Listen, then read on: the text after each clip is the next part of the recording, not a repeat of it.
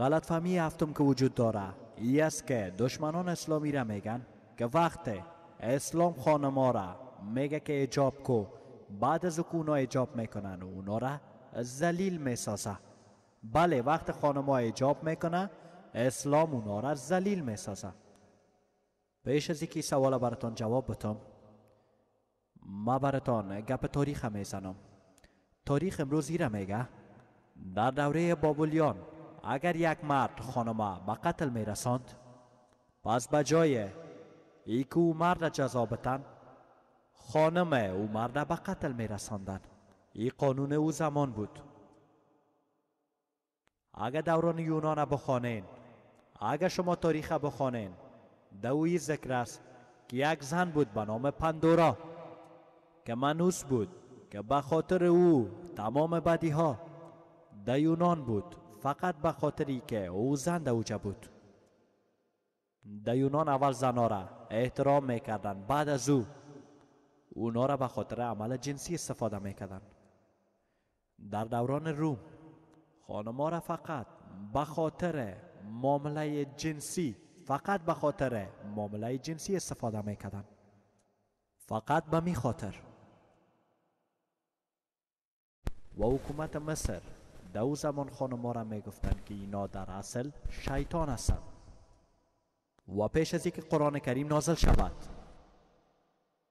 و در ممالک عرب زمانی که دختر به دنیا می آمد اونا را زنده به آتش می سوختاندند. الحمدلله بعد از اینکه قرآن کریم نازل شد این کار غلط توقف کرد. این که زنها را به قتل می رساندن توقف کرد، اما بازم در بسیاری شهرهای دنیا هنوز این کار صورت می گیرد و جای افسوس از بسیار برامه که در هندوستان هم این کار میشه. اسلام اولین دین است که به خانما عزت بخشید، حقوق مساوی داد و بعد از اینکه حقوق داد به خاطر که حقوق پایداربانه طریقش هم آموختند.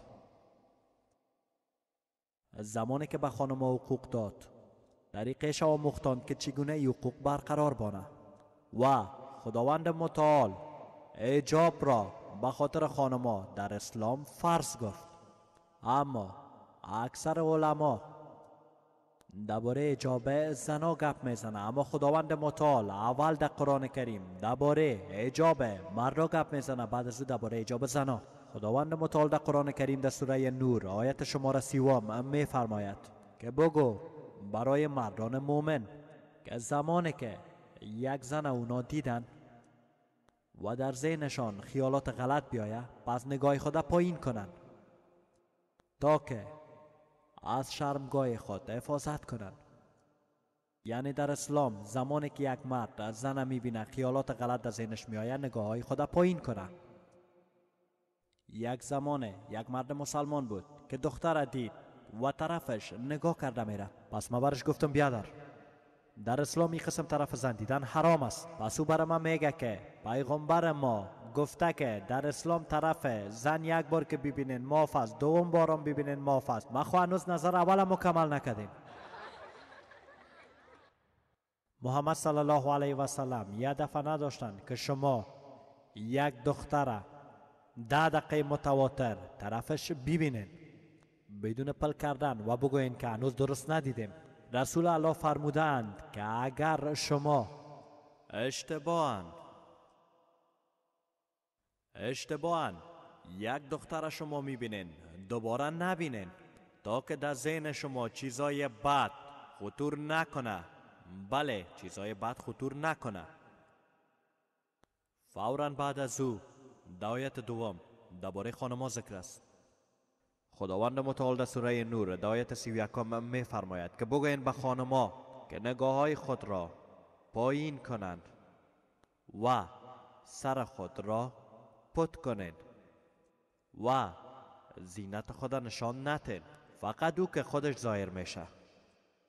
فقط برای کسانی که محرم هستند با اونا میتونین که زینت خود را نشان بدهین، مثل پدر، مادر، برادر، خواهر. کسانی که محرم نیست شما باید در مقابل اونا ایجاب کنین، بله این فرض است. در اسلام ایجاب کردن 6 نقطه دارد که شماره اولش هست که جسم زن پوشیده باشه و ایجاب مرد از ناف تا بند پای. از خانما تمام جسمشان پوشیده باشه، تنها چهرهشان و دستشان تا اینجا دیده شود. بعضی علما میگه چهرهشان هم پوشیده باشه. بقیه 5 نقطه دیگر که است از مردان و خانما یکسان است. لباس آنقدر چسب پوشیده نشه ای که نقش جسم دیده شود. لباس نباید آنقدر نازک باشه که از او لباس نازک داخل جسم دیده شود، یعنی جسمتان ظاهر شود. و نقطه 4، لباس قسم نباشه که جنس مخالف از دیدن از او متاثر شود. نقطه 5، لباس با جنس مخالف یکسان نباشه. مرد لباس زن نپوشه، زن لباس مرد نپوشه. و نقطه 6 است که لباس قسم نباید باشه که او نشانه نامسلمانان را ظاهر کنه. به طور مثال صلیب، این قسم نشانه را نباید بپوشیم. این 6 نقطه بود درباره لباسا، اما مکمل ایجاب تنها این 6 نقطه نیست.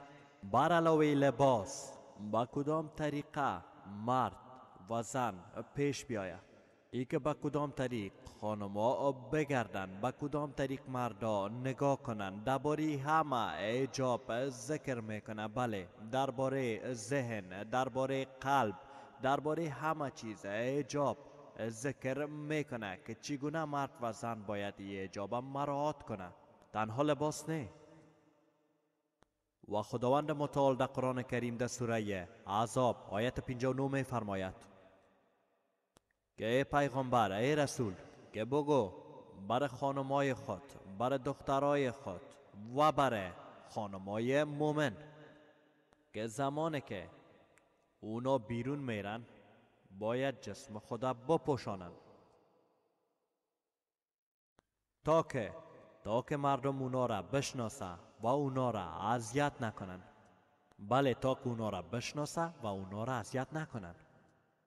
در قرآن کریم درباره حجاب ذکر شده تا که مردم اونا را بشناسه و اونا را اذیت نکنن.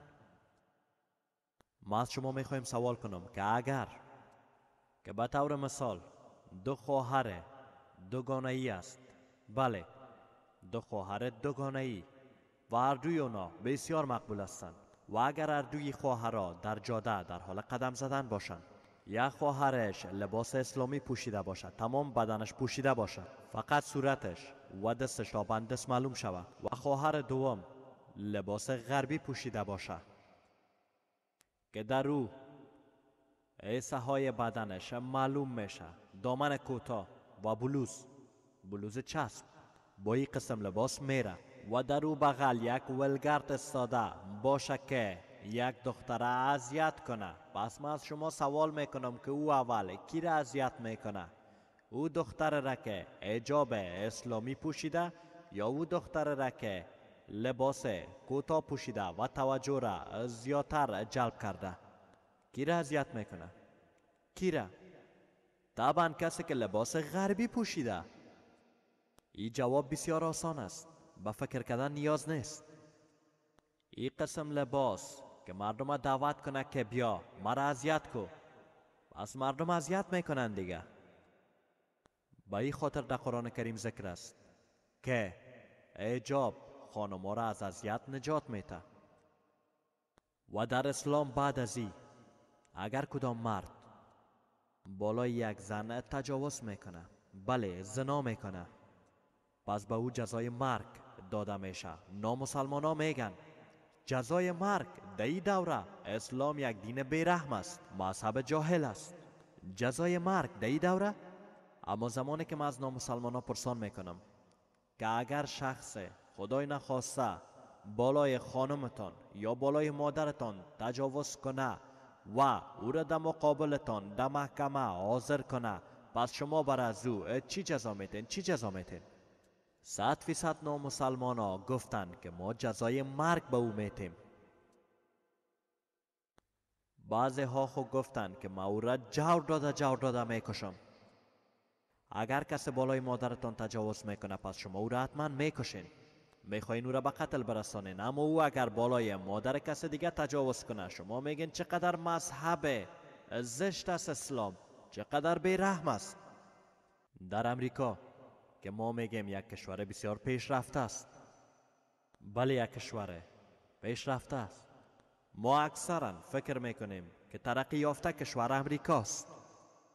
شما میفهمین که نظر بر راپور FBI در سال 1990 هر روز در امریکا تجاوز صورت میگرفت. بله، هر روز در امریکا 1756 تجاوز صورت میگرفت. و وقت 6 سال بعد ایره تحقیق کردن دیدن که تقریبا 2000 تجاوز در یک روز صورت می گرفت. فکر کنین 2000 تجاوز در یک روز صورت می گرفت. در سال 1990 17056 و 6 سال بعد تعداد به 2000 می رسه. فکر کنین چند سال بعد شاید تعدادی زیادتر شود. یعنی در هر 32 ثانیه یک تجاوز صورت می گرفت. در 1996 تحقیقی که در 2006 انجام دادن، شما میفهمین که چی است؟ هر روز در امریکا 4000 تجاوز صورت می گرفت. ولی 4000، یعنی در هر 22 ثانیه در امریکا یک تجاوز صورت می گرفت در سال 2006. خب 2 ساعت میشه که ما در اینجا موجود هستیم. کم از کم در این 2 ساعت که ما اینجا هستیم بیشتر از 120 تجاوز در امریکا شده. در این 2 ساعت که من سخنرانی میکنم در امریکا 120 تجاوز صورت گرفته. ما از شما سوال میکنم که اگر ما در امریکا این قانون اسلامی را بیاریم که هر مرد که طرف زن میبینه نگاهی خود پایین کنه، زنها باید حجاب اسلامی بپوشن، تمام بدنشان پوشیده باشه، تنها دستشان و صورتشان معلوم شود. با وجود از یام اگر یک مرد بالای زن تجاوز میکنه، زنا انجام میده، بر او جزای مرگ داده شود. من از شما سوال میکنم آیا تعداد ای افراد زیاد میشه، دموجه میمانه، یا که بیخی از بین میره؟ از بین میره. شما این قوانین اوجه بیارین باز ببینین. از این جواب ما حکومت غربی خوش نیستن. من راپور FBI براتون میگم. FBI از ذاکر نایک خوش نیست، در حالی که راپور خودشان میگم. شما شاید بفهمین که چندین سال پیش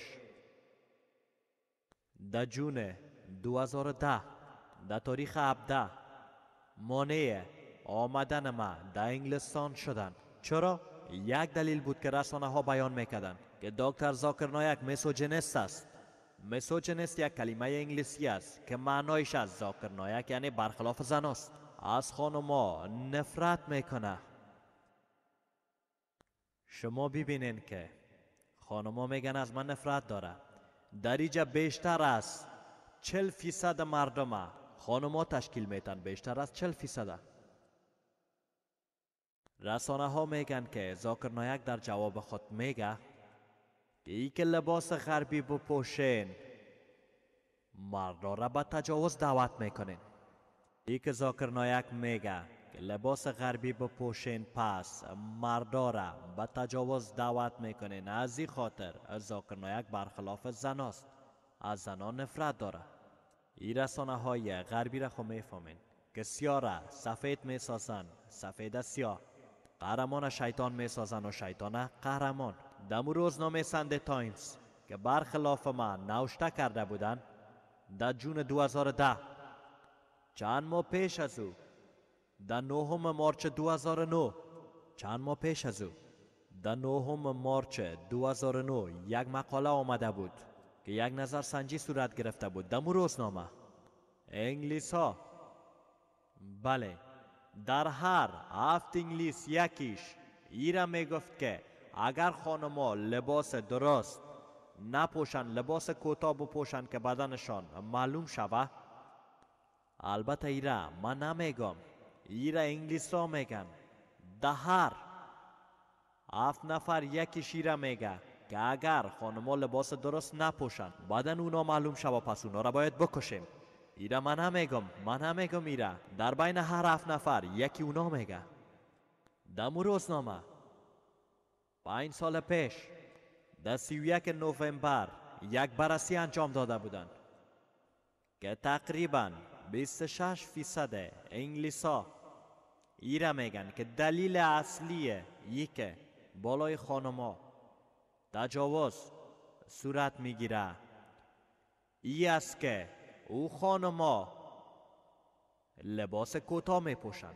بله، از 4 انگلیس یکیش ایره میگه که دلیل اصلی تجاوزی است که خانما لباس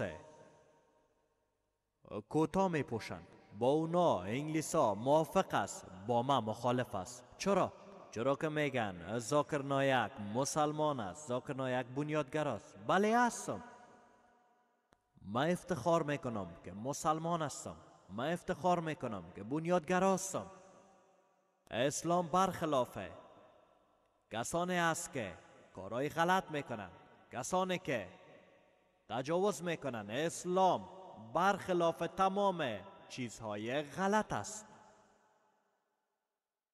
امو روزنامه بیان میکنه که در بین هر 4 انگلیس یکی شیره میگه که دلیل اصلی که بالای خانما تجاوز صورت میگیره به خاطر است که اونا لباس کوتاه میپوشن. بله، فقط به می خاطر. و تعداد زیاد خانما نیز ایره میگویند که به این خاطر بالای ما تجاوز صورت گرفت که ما لباس کوتاه پوشیده بودیم. وقت او زنا میگن که این دلیل است، پس وقت ذاکر میگه غلط است. به این میگن که درویه در اسلام برای زنا حجاب فرض است تا که عزتشان شود. غلط فهمی دیگره که وجود داره میگن در اسلام چرا اجازه داده که باید گوشت بخورین. در اسلام یک مسلمان گوشت هم نخوره میتونه یک مسلمان خوب باشه. در اسلام گوشت خوردن فرض نیست. اگر سبزی خورم باشه بازم یک مسلمان بوده میتونه گوشت خوردن فرض نیست. اما از اینکه خداوند متعال در سوره مائده آیت 1 میفرماید که خداوند متعال برای انسانها فرموده است خوردن گوشت حیوانات 4 پا به شما حلال است، فقط او حیوانات حرام است که منع خوردن شده. بقیه حیوانات 4 پای حلال است. در قرآن کریم خداوند متعال در سوره نیل آیت 5 میفرماید که خداوند متعال گوها، گوسفندها، بزها را خلق کرده تا که شما از او گرمی حاصل کنین و گوشتش را نوش جان کنین. خداوند متعال در سوره مومنون آیت 21 میفرماید که بیشک گو و گوسفند و بز به شما نشانی است، در بین شکم و در وسط خون شیر حاصل میشه که به شما بهترین غذاست و میگه گوشت اینا را خورده میتونین.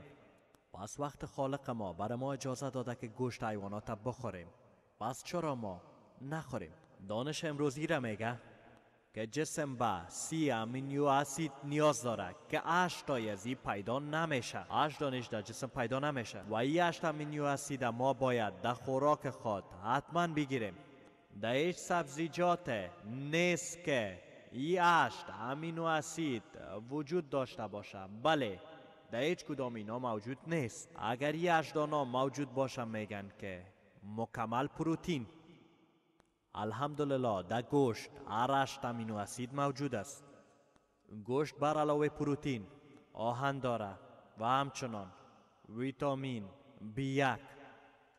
و زمانی که شما ببینین که و حیوانات که علف خور هستن، حیوانات که گیاه خور هستن مثل گاو، گوسفند، بز، دندانای اونا را که ببینین دندانای اونا چپات است، فقط گیاه خورده میتونن، گوشت خورده نمیتونن. زمانی که شما حیوانات گوشت خوره میبینین، حیوانات که گوشت میخورن اونا تنها گوشت خورده میتونن، گیاه نه. چرا که دندانایشان نوک تیز است.